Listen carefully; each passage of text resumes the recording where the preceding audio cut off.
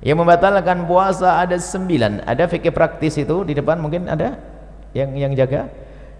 Ada 9 hal yang membatalkan puasa dan 9 orang yang boleh berbuka puasa. Kalau anda tergolong orang yang 9, nggak wajib puasa. Nanti ada setelah ini 9 hal yang membatalkan puasa. Yang pertama adalah mudah dihafal, nanti langsung cara yang menghafal pun sudah saya tata. Yang membatalkan puasa adalah yang pertama, memasukkan sesuatu ke salah satu lubang yang 5. Memasukkan sesuatu ke salah satu lubang 5, lubang mulut, lubang hidung, lubang telinga, lubang buang air kecil, lubang buang air besar. 5. 1, 2, 3, 4, 5. Baik, kita rinci satu demi satu.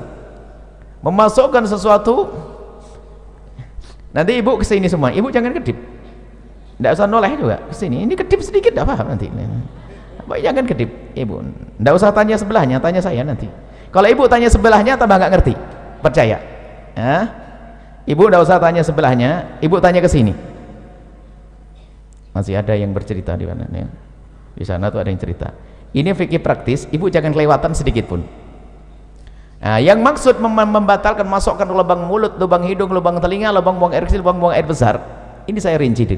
Yang dimaksud memasukkan ke lubang mulut adalah nelennya. Makanya jangan kedip dulu, nanti salah ya. Nelennya. Maka selagi anda tidak nelen, maka tidak batalkan puasa. Misalnya di satu pagi anda melihat es krimnya anak-anak kok lebih, lah ini sayang, es krimnya lebih, langsung dimasukkan ke mulut, batal enggak? Enggak batal asalkan jangan ditelan. Jangan ditelan, awas jangan. Enggak ada yang berbeda, tanya ulama manapun sama, enggak ada. Enggak batal asalkan jangan di permen masukkan lep, permen batal enggak? Enggak batal asalkan jangan ditelan. Sudah selesai. Sebab yang membatalkan nelennya. Tapi makruh, iseng banget ya, tambah sakit hati es krim masukkan mulut siang hari bulan Ramadan. Ya, tapi kita harus paham yang membatalkan nelen. Makanya kenapa Buya ngomong jangan kedip. Kalau ibu kedip atau ibu noleh ke sebelah, habis itu pulang, oh yang membatalkan nelennya saja ya. Iya bener kan, paham, jelas. Pulang ke rumah ditanya sama anaknya, mama nelen ludah gimana ma? Saya tadi ngobrol. Makanya jangan ngobrol kalau ngaji, nggak usah tanya ke tetangganya. Ayo nelen ludah gimana? Kayaknya batal. Ah kok kayaknya, nih bagaimana sih? Harus jelas. Nelen ludah itu tidak membatalkan puasa dengan catatan ada 3. Jadi nelen ludah itu tidak membatalkan puasa asalkan ada catatan 3. Yang pertama, ludahmu sendiri. Sudah tidak usah bingung kalau belajar dengan kami, ibu matanya ke sini aja, ibu gak usah bingung, nanti ibu paham sendiri, tidak usah bingung, tidak usah. Saya pikir yang paling mudah itu ibu paham gampangnya.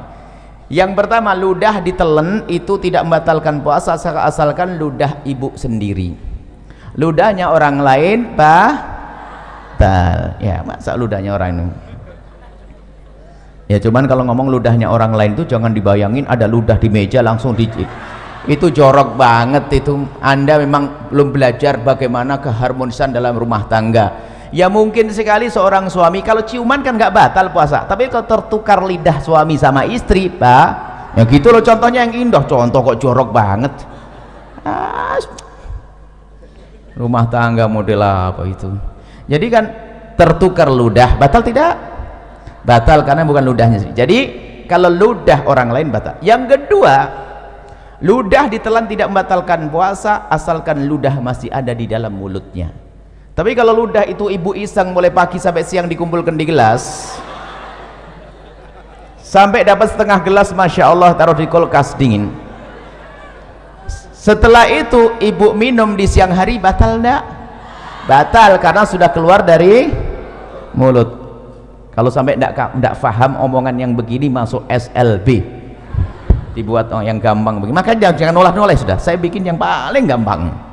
Yang ketiga, ludah itu ditelan tidak membatalkan puasa asalkan ludahnya masih asli, belum bercampur dengan yang lainnya.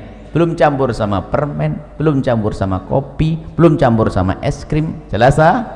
Baik, kalau saya punya ludah begini saya telan, tidak batal puasa saya karena ludah masih ada di mulut saya, ludah belum bercampur dengan sesuatu, dan ludah saya sendiri. Selesai? Baik, sudah jelas yang pertama, nggak usah bingung. Berarti kalau ditanya anaknya, ludah batal enggak Mi? Jelas tidak, asalkan begini. Sebab ada orang ditanya, Ustadz, nelan ludah batal enggak? Kayaknya enggak. Kayaknya enggak. Ini fikih apa itu? Nelan enggak salah itu? Kayaknya enggak. Enggak ada, harus tidak. Begitu, selesai. Kemudian setelah itu masukkan lubang hidung. Nah, masukkan lubang hidung. Memasukkan ke lubang hidung membatalkan puasa. Langsung ada yang stres. Pengajian paling tidak enak. Kenapa Ibu? Saya punya hobi aduh, ini gimana ini? Nah, makanya kalau ngaji lanjutin, jangan ngobrol, jangan main HP.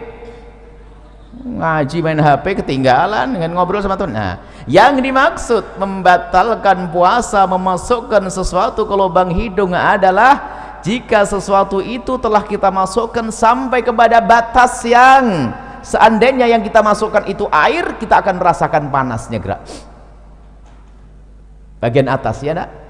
Kalau kita masukkan air panas ya bagian atas. Maka kalau kita masukkan sesuatu ke lubang atas sampai bagian atas yang panas, itulah maka batal puasa kita. Tapi kalau kita masukkan sesuatu masih lubang bawah, itu tidak membatalkan puasa. Maka kami sampaikan kepada semuanya kabar gembira bagi yang suka hobi, bahwa ternyata ngupil tidak membatalkan puasa. Selesai.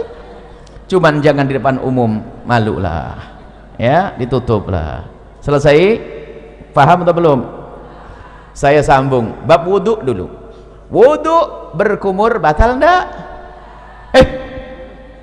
Ibu kumur, ya Allah, ibu ini baru Ustadznya belum pindah. Ibu kalau berkumur batal enggak? Nah, asalkan airnya jangan di gitu aja kok pusing nih, ngapain sih ngajinya bagaimana ini? Saya belum pergi. Kumur sunnah bahkan, bukan. Jadi ibu kalau bulan Ramadan tetap kumur ya, hukumnya sunnah. Coba batal enggak? Berarti omongan saya salah enggak tadi? Masukkan satu ke lubang mulut tidak batal asalkan jangan di selesai. Baru gamblang. Ada ibu yang bengong kok enggak batal masukin permen ya, kok enggak batal masukin permen ya, kok enggak batal. Makanya ngaji yang benar sekarang. Wong kumur sunnah kok. Baik, kalau kumur biarpun berpuasa. Kemudian saya kasih ilmu lagi. Kalau anda lagi berkumur di bulan Ramadan, kemudian sudah anda buang airnya, maka anda jangan ragu lagi. Biarpun ada rasa dingin-dingin itu dimaafkan. Asalkan waktu anda membuang air kumur tadi, anda buang 100%. Nggak ada yang ditahan sedikit pun. Kalau ada ditahan batal. Tapi dibuang, sisa dingin itu nggak ada masalah. Pasti ada sisa dingin karena apa? Air. Selesai ya? Sama di dalam berwudu istinsak, memasukkan air ke dalam hidung ya sekedarnya, jangan sampai ke derajat tempat yang panah. Itu adalah tidak membatalkan, hukumnya tetap sunnah. Baik, kalau masukkan untuk kumur sunnah, tapi masukkan es krim makruh, tapi sama-sama tidak batal puasa. Masukkan es krim makruh, asalkan jangan ditelan, tidak batal. Masukkan kumur air wudu sunnah. Baik, apa perbedaannya dua-duanya? Kesamaannya sama-sama tidak batal, perbedaannya kalau kecelakaan. Jadi begini ibu, kalau ibu lagi berkumur wudu, tak taunya ada petir jeder begitu kok ketelen, itu rezeki, nggak batal. Karena apa? Ibu menjalankan perintah lalu ketelen. Diperintahkan, sunnah itu kan diperintahkan, paham ya? Tapi masukkan es krim diperintahkan enggak? Nah, berbeda kalau ibu lagi main-main rapkan ilmu, kata Buya nggak batal masukkan es krim. Baru masukkan es krim, nginjak kucing digigit, ketelen, batal. Main-main, ngapain es krim masukin mulut? Jelas ya? Baik, ini yang pertama, masukkan mulut, lubang hidung, selesai. Masukkan suatu ke lubang telinga. Lubang telinga bagian mana sih? Lubang telinga itu bagian dalam. Bagian dalam bagaimana? Bagian dalam lubang telinga itu yang batal kalau kita masukkan sesuatu ke lubang tersebut. Lubang dalam adalah lubang yang tidak bisa dijangkau oleh jari kelingking ini. Tapi kalau masih kelingking begini, ini luar. Kalau anda begini kan gatal, anda korek dengan jemari kelingking, tidak batal. Tapi kalau pakai korok kuping masuk ke dalam, batal. Selesai. Ini dalam madhab kita Imam Asy-Syafi'i radhiyallahu ta'ala anhu. Baik, selesai. Lubang depan, lubang belakang. Mohon maaf, ini majelis mulia, agar tidak dirubah menjadi majelis guyonan. Kami himbau kepada para asatidz sekalipun, kalau masuk wilayah-wilayah seperti ini harus waspada. Sebab kalau majelis dijadikan majelis guyonan, akan dicabut berkahnya majelis. Memasukkan suatu ke lubang depan, misalnya seorang laki-laki, mohon maaf, lubang kemaluannya ditetesin air, batal. Atau seorang ibu pakai obat, dimasukkan obat ke dalamnya, obat anti keputihan segala macam, batal. Atau mohon maaf nih, seorang wanita di saat hendak mensucikan diri dari bekas buang air kecil, maka wahai para wanita, hendaknya cukup digosok dengan perut jemari ini. Kalau digosok dengan perut jemari ini sekuat apapun, maka ini masih bagian luar dan tidak batal. Tapi kalau mohon maaf, kalau jemari yang dibelokkan begini masuk ke wilayah dalam, batal puasanya. Maka Allah sudah maha tahu cara mensucikan, cukup dengan perut jemari, tidak usah kena ragu-ragu. Ini biasanya santri yang setengah ngajinya itu ragu-ragu, kena was-was, pengen dimasukkan ke dalam, batal puasanya dan bikin penyakit kotor. Cukup dengan perut jemari, sekuat apapun ini bagian luar, asalkan dengan perut jemari, dibersihkan dengan perut jemari, itu bagian luar, tidak batal puasanya. Jangan sampai gara-gara dengar omongan saya nanti pada nggak bersih diri dari buang air kecil, kacau nanti. Bersihkan dengan perut jemari, selesai. Kemudian untuk lubang belakang sama, bersihkan dengan perut jemari. Kalau ada dibelokkan begini, batal, dimasukkan dengan perut, dengan jemarinya. Selesai, itu yang pertama. Yang kedua, yang membatalkan puasa adalah muntah dengan sengaja. Muntah dengan sengaja. Kalau orang muntah tidak sengaja nggak batal. Hamil muda muntah, naik kendaraan mabuk muntah, tiba-tiba masak sesuatu bau muntah, nggak apa-apa, nggak batal. Yang membatalkan muntah dengan sengaja, digorok perutnya, muntah, atau mencari bau yang paling nggak enak biar keluar, biar muntah. Kalau dengan sengaja tapi kalau tidak sengaja tidak batal. Dengan catatan, ini catatan ini umum, secara umum, asalkan habis muntah yang tidak sengaja tadi, jangan nelen ludah sebelum berkumur. Kalau nelen ludah habis muntah, ludahnya ditelan, batal puasanya. Kenapa begitu? Ini pemahamannya kembali yang pertama tadi. Muntahan dari dalam perut kita itu najis lewat tenggorokan ke mulut. Berarti mulut kita kenapa? Kena najis.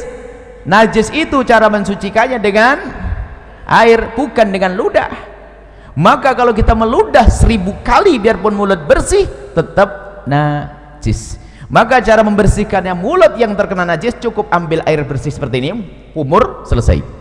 Maka bagi yang kok muntah tanpa sengaja di siang hari, maka bulan Ramadan, maka bergegaslah mengambil air, jangan telan ludah dulu. Kalau memang meludah, dibuang ludahnya sampai ketemu air, berkumur. Setelah anda kumur sekali, boleh setelah itu ludah ditelan. Kenapa? Karena ludah ditelan menjadi batal puasa kalau habis muntah tadi sebelum berkumur, karena ludahnya sudah tidak murni lagi kayak pertama tadi. Ingat, karena ludah sudah bercampur dengan najis. Selesai ya, mudah dihafal. Yang pertama masuk ke satu ke lubang 5, yang kedua adalah muntah dengan sengaja, mirip muntah dengan itu satu paket. Kemudian yang kedua dan yang ketiga, yang ketiga dan keempat yang membatalkan puasa, yang ketiga adalah berhubungan, bersenggama biarpun tanpa keluar air mani. Cukup bersenggama, seorang suami mohon maaf memasukkan kemaluannya ke istri biarpun baru sebentar lalu ditarik, itu membatalkan puasa. Biarpun sebentar, biarpun tidak keluar mani. Kami hanya membahas urusan suami istri. Bagaimana dengan zina? Sama, zina batal puasa. Naudzubillah. Menggauli kambing batal puasa. Cuman tidak dibahas di sini karena apa? Ya itu orang-orang bukan ahli iman itu, ya enggak? Kita bicara yang halal. Memasukkan bersenggama biarpun tanpa keluar mani, senggama yang sengaja. Ukuran membatalkan bagi seorang suami sederhana. Mohon maaf ini majelis mulia, jika seorang suami sudah memasukkan semua wilayah kepala kemaluannya, kepalanya saja, ke wilayah wanita, batal puasanya. Tidak harus semua batang kemaluannya, tapi cukup kepalanya saja sudah batal. Awas, ini harus paham di sini, hati-hati. Kemudian bagi seorang wanita berbeda. Kalau wanita tidak harus semua kepala kemaluan suami, tapi cukup kemasukan sedikit saja sudah batal. Kemasukan sedikit sudah batal. Masuk bab yang pertama tadi. Masuk yang pertama tadi, membatalkan suatu, masukkan suatu dengan sengaja. Maka saya ingatkan balik yang pertama. Mohon maaf, wahai para wanita, dicium suami tidak membatalkan puasa. Seorang suami, mungkin suamimu adalah orang yang sangat genit, sering cubit-cubit, gak batal puasa. Termasuk jika suamimu memegang wilayahmu, wahai para wanita, tidak batal puasa, dengan catatan asalkan jemarinya tidak dimasukkan. Kalau jemarinya dimasukkan dan anda membiarkan, batal puasa anda. Mohon maaf, ini majelis mulia, tolong diangkat wibawa supaya tidak jadikan bahan guyonan. Kemudian setelah itu, yang ketiga kan bersenggama biarpun tanpa keluar mani. Yang keempat adalah keluar mani dengan sengaja biarpun tanpa senggama.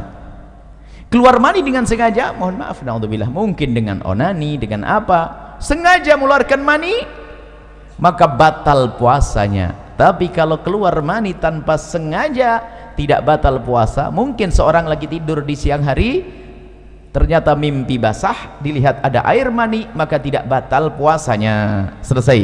Jadi keluar mani tanpa sengaja, biarpun tanpa senggama, selesai. Dapat berapa? 4. Sekarang 5, 6, 7. Biar ngafalnya gampang. 5, 6, 7, haid, nifas, melahirkan. Satu paket. Haid, nifas, melahirkan. Seorang wanita lagi puasa jam 5 sore keluar darah haid, batal puasanya. Seorang wanita yang ahli ibadah biarpun hamil tua tetap puasa. Setelah puasa di hari itu jam 4 sore bayi lahir, batal puasanya. Melah ya nih. Yang pertama adalah haid, yang keempat 5 haid, 6 nifas, 5 melahirkan. Hafalannya harus jelas ini ya. Melahirkan bayi atau bakal bayi. Tolong diingat kalimat bakal bayi di sini. Bayi atau bakal. Kalau bakal bayi itu apa? Keguguran. Jadi kalau keguguran batal enggak? Batal enggak? Hah? Iya, jangan kaget digituin saja sudah berubah. Kan sudah ngomong bayi atau bakal bayi. Kalau kata bidan, aduh sabar, berarti batal puasanya. Selesai? Dapat 7. Yang ke-8 sendiri. Yang ke-8 adalah hilang akal. Hilang akal. Hilang akal ini ada 3 martabat, ada 3 model. Yang pertama adalah gila. Gila.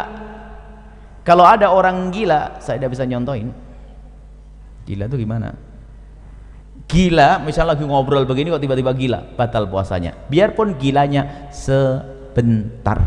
Lagi ngobrol tiba-tiba gila sebentar, batal puasanya. Gila membatalkan puasa. Hilang akal martabat yang kedua adalah pingsan. Hilang akal tidak pingsan? Pingsan membatalkan puasa kalau pingsannya itu sehari penuh. Habis sahur pingsan, sadar-sadar isya. Puasanya batal. Karena apa? Pingsannya sehari ini kebalikan dari gila tadi. Tapi kalau kita pingsan kok sempat sadar di siang hari biarpun sebentar, puasanya sah. Contoh, pingsan habis sahur, tak taunya bangun-bangun zuhur, kaget lihat matahari, pingsan lagi dia sampai isya. Puasanya sah atau tidak? Sah atau tidak? Sah, karena sempat sadar biarpun sebentar. Selesai. Hilang akal yang ketiga, tidur. Tidur ini tidak membatalkan puasa biarpun tidurnya sehari penuh. Habis sahur tidur, bangun-bangun isya.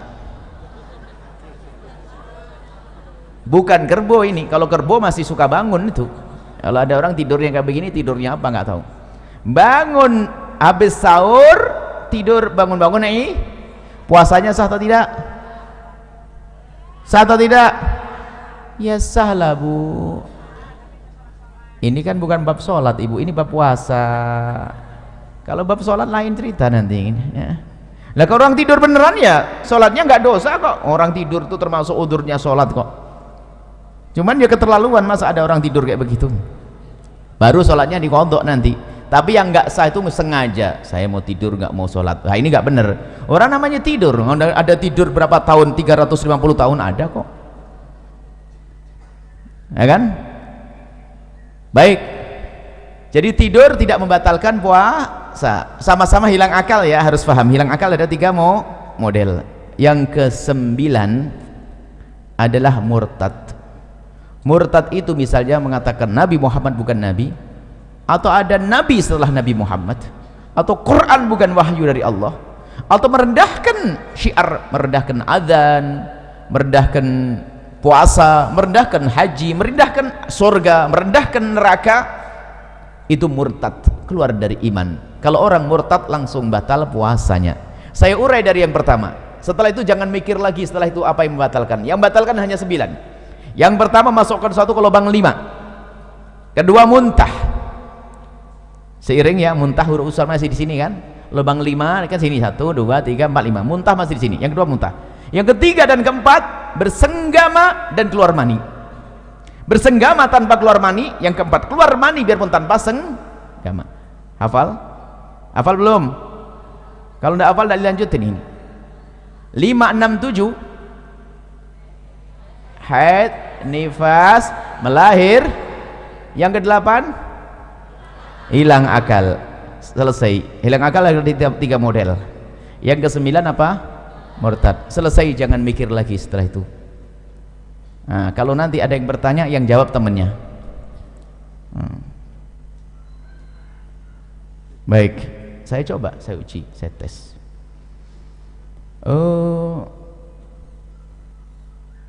Pernah sakit mata? Semoga tidak sakit, amin.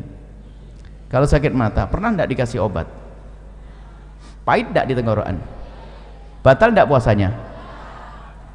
Kan baru di sini Bu Yas. Saya ngajar di sini kok bisa ngomong. Memang Bu yang ngomong ada mata tadi. Kok jadi batal, bagaimana ini ceritanya? Kok nambah sendiri? Inilah belajar yang nggak bener. Suka ngarang begini nih. Ayo. Memang saya ngomong apa? Mulut, mata. Hah? Oh hidung. Lah kok ada yang batal, dari gimana Bu? Nah ini baru di tes 1 sudah gagal nih. Jangan-jangan yang lainnya nggak paham nanti. Coba, batal enggak masukkan ke mata, ke paha, masuk ke dalam. Wah, batal enggak? Jangan. Bahkan ini orang cerdas suatu ketika. Ini ikatan dokter. Ikatan dokter kalah sama Anda. Tiba-tiba, Buya, hukumnya cabut gigi siang hari bulan Ramadan batal enggak? Batal enggak coba? Gigi. Asalkan giginya jangan. Lah kok bingung gitu aja. Asal giginya jangan ditelan. Selesai. Kemudian ada lanjutannya, tapi Buya kan nanti darahnya terus ngalir akhirnya masuk ke dalam mulut. Berarti kamu takut ketelan darahnya kan? Iya Buya. Kalau begitu jangan cabut siang. Selesai. Tapi kalau selesai kok pusing. Belajar kok setengah-setengah. Makanya kalau ngaji itu yang bener. Ngaji ngantuk. Nah, jelas ya? Baik, nanti boleh tanyalah apalah setelah ini.